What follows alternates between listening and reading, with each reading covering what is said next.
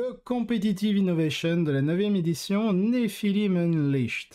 Enfin, nous allons voir les premiers résultats de tournoi, prenant en compte le chapter approuve de Nephilim et tout ce qui s'ensuit, mise à jour des points, balance data slate, etc., etc. Tous les retardataires sont désormais pris en compte, et la Warzone Nephilim est désormais le seul jeu en ville. Bonne nouvelle, le résultat immédiat semble être l'un des métajeux les plus sains et les plus diversifiés que nous ayons connus depuis longtemps. La plupart des grandes factions de l'ancien métajeu sont toujours là, sous une forme ou une autre, mais un tout nouvel éventail d'armées est désormais capable de leur disputer la domination et de se hisser aux premières tables. Il faut toujours un mois ou deux pour que le métajeu s'installe. Nous verrons donc ce qui se passe au fil des semaines, mais pour l'instant les impressions sont extrêmement positives, et je suis assez optimiste quant à ce que les prochains mois nous réservent. Les lecteurs français se demandent peut-être où en est le Paris GT. Et la réponse est que nous l'avons appris que mardi après-midi, et que nous n'avons donc pas eu le temps de le rédiger pour cet article. Ne désespérez pas. Il y aura une partie 2 plus tard dans la semaine, probablement le vendredi, pour couvrir cela. Alors revenez si vous voulez voir ce qui s'est passé à l'un des plus grands événements de jeux solo en dehors du Royaume-Uni ou des États-Unis que nous avons vu depuis longtemps. Comme ces dernières semaines, lorsqu'un joueur était invaincu et n'occupait pas la première place, je l'ai noté à côté de son classement. Commençons donc par The Show Me Showdown, 109 joueurs, 6 rounds.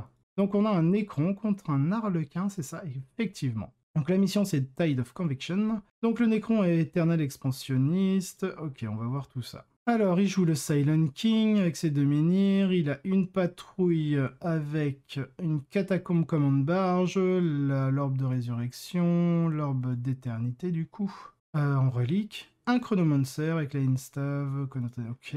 Ensuite en troupe on a une petite unité de 5 immortels en Ghost Blaster. On a un Transcendent Cosmic Tyrant, Power of the... Donc il a Time Arrow et Transdimensional Thunderbolt. Attaque rapide, il a 3 Canoptech Scarab. Ensuite il a 3, 6... Il a 9 Tombblade, ok, avec le Shadow Loom et Twin Ghost Blaster. Enfin, il a une deuxième patrouille avec un Technomancer, la Canoptech Cloak et le Veil of Darkness. Une petite troupe d'immortels, un Deceiver. Du coup, donc le Deceiver de mémoire, il a une capacité de redéploiement qui est, avec Nephilim, la réduction des points de commandement est très intéressant. Donc il a une petite unité de 3 Scarab, enfin Canoptech Scarab. Il a 6 Locust Destroyer avec des Ghost Cannon et puis voilà. Côté Harlequin, on est en Light Saidas, de ce qu'on nous dit. Alors, on confirme Light, Blaze of Light. Donc en QG, on a Shadowseer, Twilight Pathway, en Blessing, Fog of Dream, Fractal Storm, Mirror Architect, ok.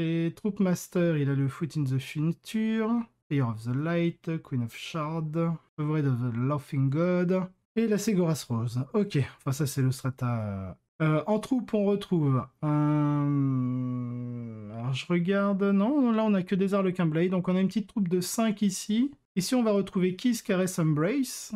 Donc une troupe de 10, 1, 2, 3, 4 troupes avec du kiss et de la caresse.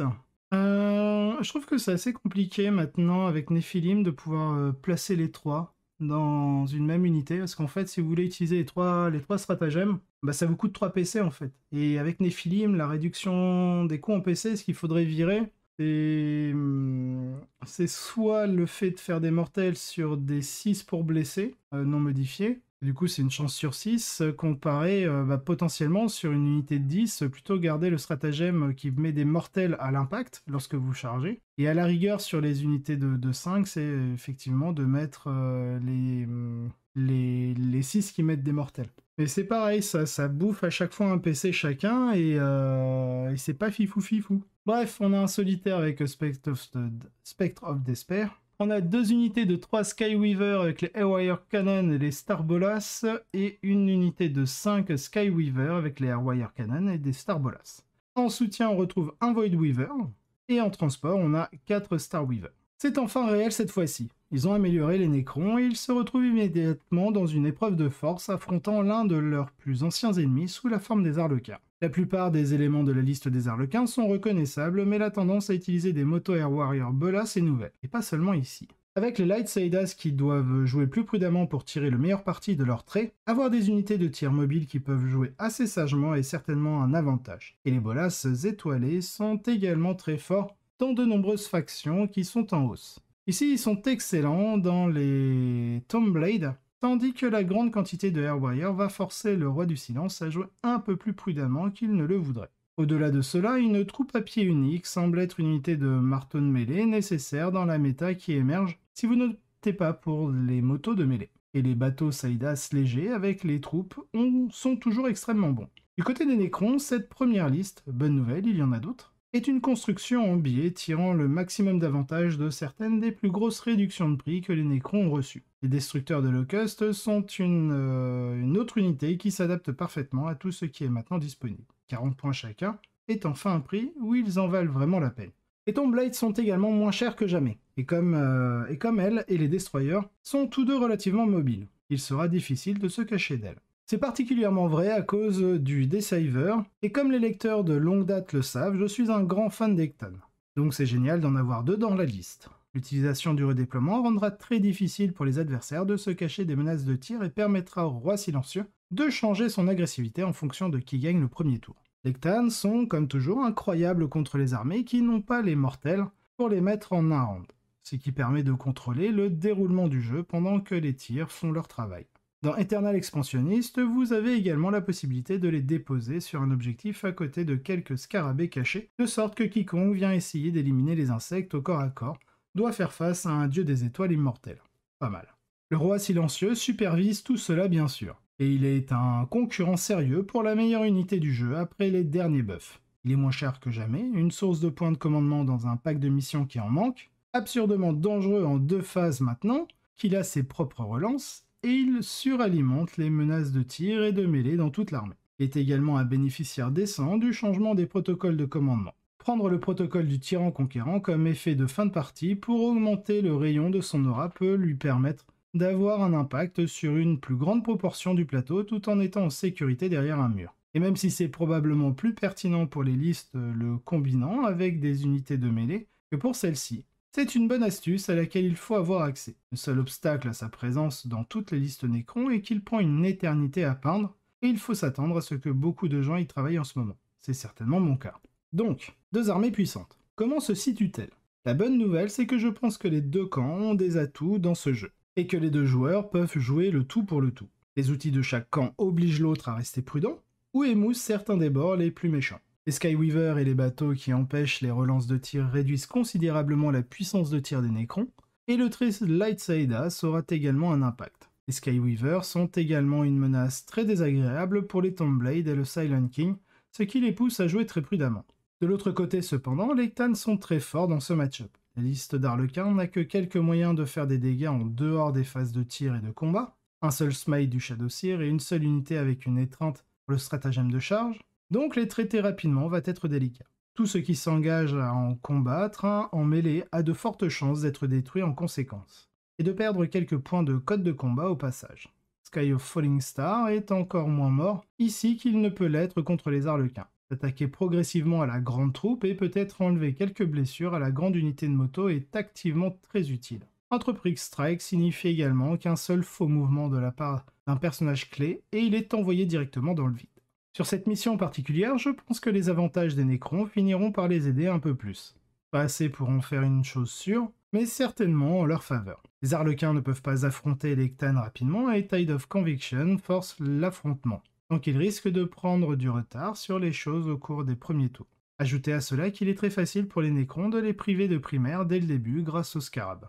Et je pense que vous avez une situation où les Arlequins doivent faire des jeux à haut risque pour rester dans le score, avec une forte chance d'être détruits si cela tourne mal. Comme mentionné, je ne pense pas que ce soit une chose sûre, mais les Nécrons ont fini par remporter la victoire.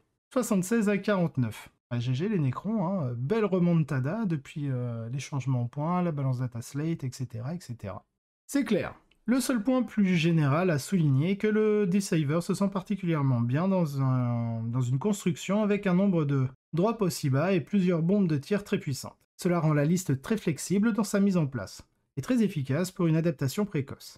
C'était suffisant pour Nathaniel pour la piloter jusqu'à la victoire, en éliminant beaucoup de listes très fortes sur le chemin. Excellent travail, et c'est formidable de voir que les Nécrons se portent bien. Donc en deuxième, on a un Ultway en seconde place, qui est Undefeated aussi. Donc on est sur Ultway, on n'est plus du tout sur Isle of Doom. Donc en QG, on a Barot, on a Eldrad Ultran en Seigneur de Guerre. On a un Farseer Skyrunner avec le Ghost Helm of Alicia Keys. En troupe, on a donc 4 Rangers avec un Wire Weave Net, encore du Ranger avec Wire Weave Net, et une troisième troupe de Rangers. En élite, on retrouve 5 Banshee avec le Piercing Strike et le Mirror Sword, donc sur l'Exarch Banshee. Donc Piercing Strike, hein, c'est plus un dégât. Unité de 5 Scorpions avec la Beating Blade et surtout le Crushing Blow. De mémoire, c'est pour mettre des mortels en plus sur des 6 pour blesser. Ensuite, on a un Warlock Skyrunner. On a la Whipping Stone dessus. Ensuite, on a 5 Vrace Blade, Ghost Axe et Force Shield. Donc ça, c'est quelque chose qu'on ne voyait pas depuis un moment, qu'on ne voyait plus. En attaque rapide, on a une petite unité de Swooping Orc, toute nue, une Viper. 5 Warp Spider avec la Power Blade sur l'Exarch et le Web of the Sight. En soutien, on a 3 Support Weapons en décanon. 3 Support Weapons en décanon. Un Wave Serpent en transport dédié. Et voilà. En termes de classement, les Craftworld semblent avoir eu la plus grande dégringolade initiale de toutes les factions précédentes, que je qualifierais grossièrement de taux Tyrannide et Harlequin. Et comme Ben le montre ici, ils sont encore parfaitement capables de finir invaincus dans un Major dans les bonnes mains. Et peut-être avec quelques changements par rapport à ce qui était fort auparavant. Il y a encore eu quelques performances décentes de Hail of Doom ailleurs, mais la liste ultouée de Ben est le changement le plus significatif de ce que nous avons vu précédemment, et a fait la meilleure démonstration de Craftworld du week-end. Cela s'explique en partie par le fait qu'il a profité de la liberté nouvellement acquise de prendre des unités Craftworld de toute forme et de toute taille. Il y a plein de bonnes choses dans le livre que vous ne preniez pas avant parce que la faction était si forte pour jouer To The Last que cela n'en valait pas la peine. Maintenant, vous pouvez ajouter des serpents à vagues améliorés qui sont de solides tanks polyvalents et utiliser des unités comme des Vrace Blade et des décanons qui sont très puissantes, mais qui jouent un rôle où l'on s'attend à ce qu'elles meurent à un moment donné, ou qui sont très vulnérables à des lignes d'attaque spécifiques. La façon dont cette liste semble fonctionner repose sur cela. Vous avez essentiellement des Rangers, Barots et les aspects guerriers redéployés pour le jeu d'escarmouche et d'objectifs au début. Et les Vrace Blade pour s'enfoncer dans un point d'étranglement clé avec quelques buffs importants, dont l'objectif sécurisé pour exiger des réponses. Lorsque l'adversaire s'en prend à eux, les aspects, donc les guerriers aspects, de mêlée peuvent infliger de lourdes punitions. Les dégâts psychiques des farcirs feront un travail sérieux et 6 des canons, avec un accès à +1 pour toucher grâce à la discipline des gardiens noirs, atomiseront toute unité de qualité qui osera s'aventurer à portée. En combinaison, cette liste finit par répondre à l'un des défis majeurs des Craftworld, à savoir comment jouer leur secondaire. Vous pouvez absolument choisir la voie cachée avec cette liste, et avec une utilisation très prudente de Parrot et des aspects de mêlée, la colère de Kain n'est pas complètement hors de question. Je me demande un peu s'il n'y a pas moyen de récolter les points pour une unité de lance ardente pour vraiment sceller l'affaire sur ce dernier point. Mais ce build est serré, et toutes les unités qui le composeront ont un but assez clair. Donc c'est un changement difficile à faire. Une très belle armée dans l'ensemble et rassurant de voir qu'il existe des options pour les joueurs de Craftworld pour faire face aux changements auxquels ils sont confrontés. Superbe travail de Ben, il adore ses factions à armure noire. Ouais, il y a moins de choses à peindre comme ça. Donc en troisième place, on a un Necron, donc est-ce que le Necron is the new Harlequin peut-être? Alors au niveau de la liste, on est toujours sur Expansionniste et Eternal Conqueror. Donc là, on est sur un Outrider, où on a un Chronomancer avec le Veil of Darkness.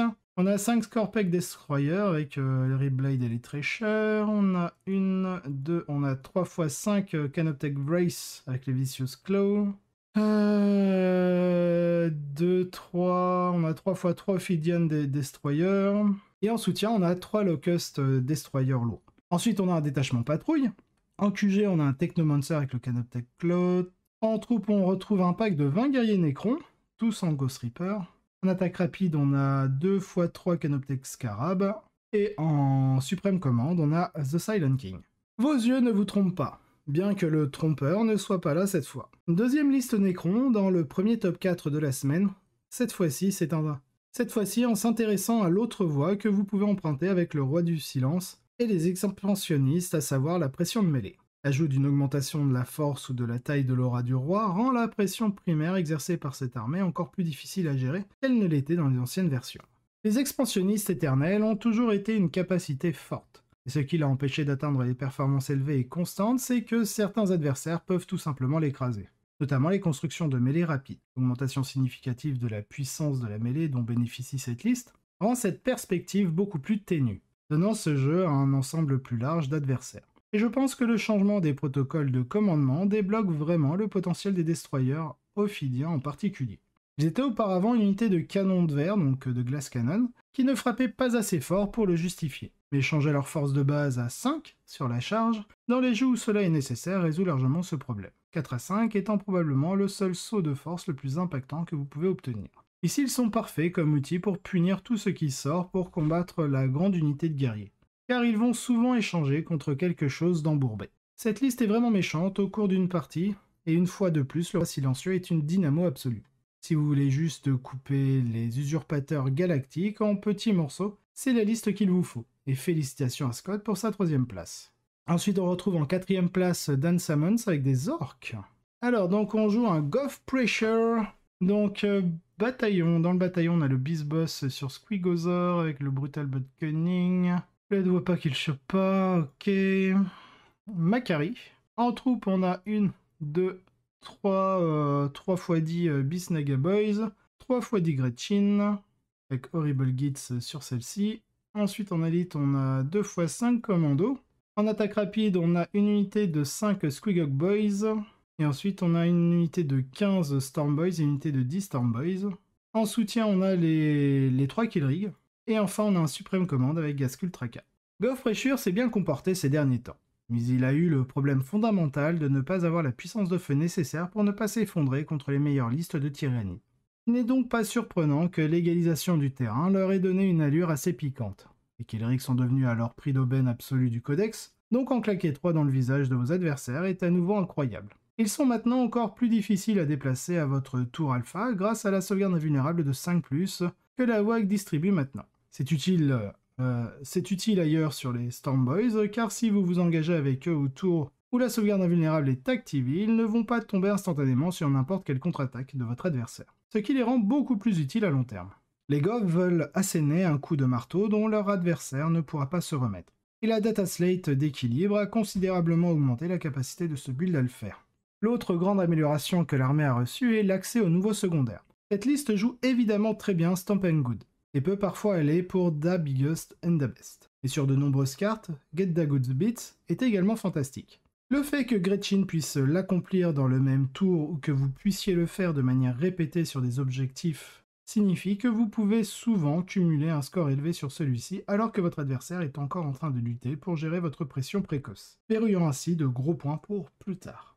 Les orques avaient besoin d'un peu d'amour et ils l'ont eu, alors espérons que les warboss de partout rassemblent leur WAG en ce moment même. Bravo à Dan pour sa 4e place. Et enfin, dans le reste du best, on a donc un joueur Ika en Taranis avec un paladin Crusader et puis 7 Armigers. On a un Harlequin, qu'on a déjà vu dans le Shodown. 7e place, on a un Imperial Knight, cette fois-ci un House Raven avec un errant qui lead des Warglaives. Ensuite, on a un Tau en Tau 7. On a un Iron Hands en 9e place, Redemptor Spam, le personnage Contemptors et des F-Pod, et un Sikaran. Ok. On a un Tau en 10e place, un Farsight Shadowsun, et enfin on a un Tyrannide Léviathan avec des Carnifex, un bloc de Thermagant pour protéger un Tervigon. Ok, très bien.